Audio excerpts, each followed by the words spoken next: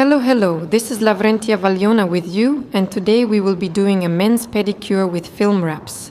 These are my husband's feet, and as always, he took a long time to get ready to make some great content for you. You definitely shouldn't leave the nails at the length you see in the video right now. It's not safe, but sometimes we do experiments like this to create interesting content. To start, we'll use the Atomix Cleansing Antibacterial Foam. This kind of foam is a great way to freshen up the client's feet. Basically, it's a kind of dry foot wash for those who don't use basins. It really does make the feet feel instantly fresh, and I even think that the skin changes color after using it. You can remove this kind of foam either with lint-free wipes or paper towels. It just depends on what you prefer.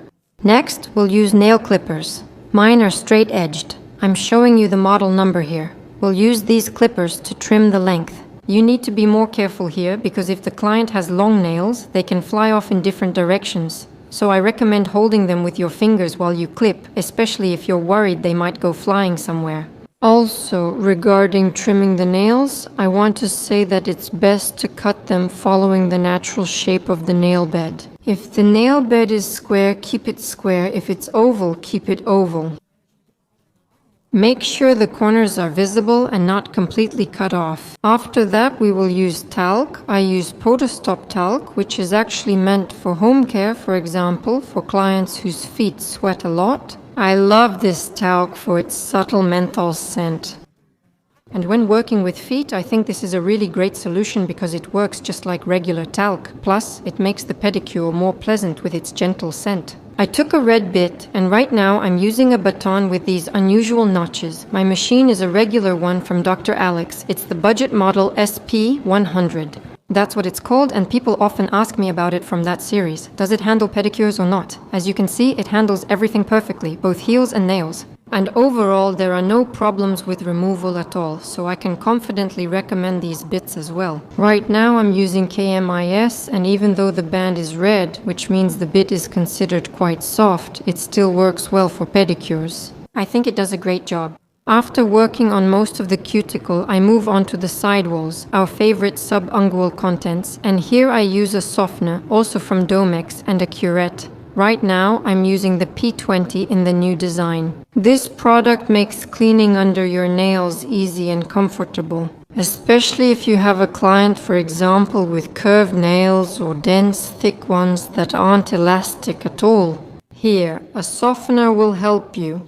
In this case, everything is more or less fine on this side, but on the other side, my husband's nail plate curls a bit, and that's exactly where the softener will really help us. Even without major problems, it's simply a gentle, comfortable way to work for the client. That's why I often use this in my work, and it's also used in my salon. On the other hand, as I mentioned, the nail is slightly deformed and this can't be corrected.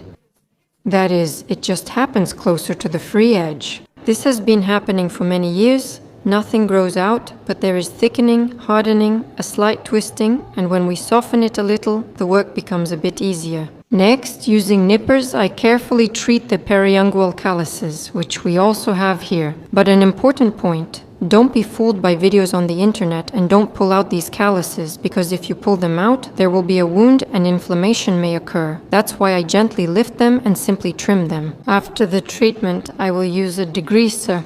I have Nail Prep, Atomix, and lint-free wipes. Honestly, I've been using these wipes for many years now. I've used them for a long time. They're great, convenient, lint-free, thin, and flexible. In general, it's convenient to wrap them around your finger and use them to wipe and clean everything like this. We're ready for the cut, but since there's no clear pocket, cutting the cuticle here is very difficult and problematic. Actually, to do it right, I should have used nippers here, but since I prepared my kit in advance and didn't want to go get another tool, I just decided to use the scissors I had.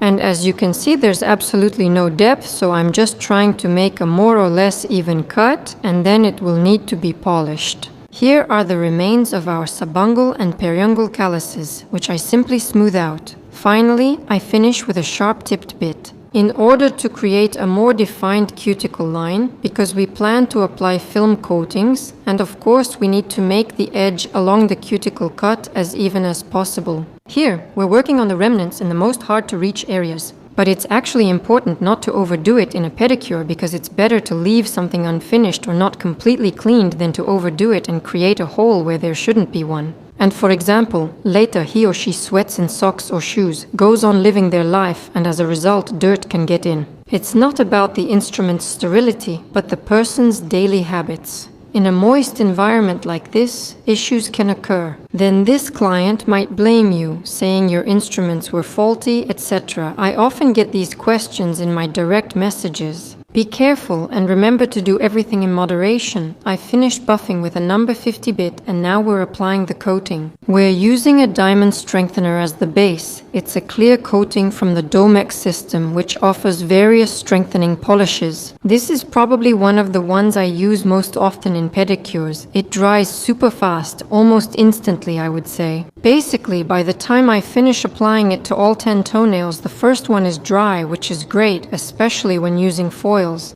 And then we move on to the foils. Here, everything is simple. You just need to measure using the special tape measure that comes in the foil package. Here's a cool design from Revunova Nails, created in collaboration with Fablanc. You can probably tell by the color, and I'm demonstrating how to apply it. As you can see, it doesn't always work the first time, and that's normal. Also, the film was trimmed a little beforehand so that it would follow the cuticle line as closely as possible. Here, you just need to get the hang of it, and then you'll really enjoy it. You can and should trim the films, because it's impossible to print and cut perfect films for every type of nail plate, so it's always about trimming. It's always about finding ways to fit everything to your cuticle line. That's absolutely normal. The main thing is that the film is elastic, spreads well, and is also thin. And the most important indicator of film quality for me is that when you spread the film, its pattern, design, and color should not stay on the orange stick. If you spread the film, smooth it with the stick, and notice color left on the wooden hoof stick, it's not a good film. This means it will wear off more easily in shoes, and today we're applying the film to a lacquered coating without any top layer. If the film is high quality, it will last without issues. That's the pedicure we ended up with.